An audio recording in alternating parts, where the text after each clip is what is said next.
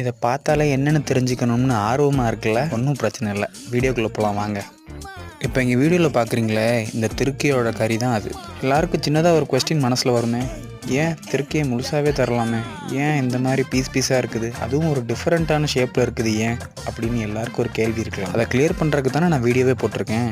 வீடியோவை ஃபாலோ பண்ணுங்கள். இது என்ன ப்ராசஸ்னால், திருக்கையை வந்து ஃபுல்லாக ட்ரை பண்ண முடியாது. அதை ஃபுல்லாக ட்ரை பண்ணும்போது அது வந்து எல்லா பக்கமும் காயாது.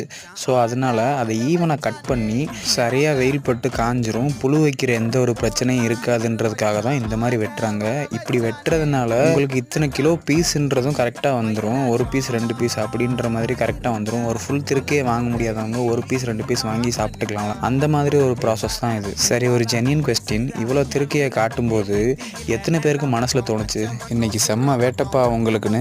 பட் ரியாலிட்டி என்னென்னா 80 ரூபாய்க்கு மேலே எங்கிட்ட இருந்து அவங்க எடுக்கிறது இல்லை. ஸோ ஒன்று எங்களுக்கு கிடைக்கிறது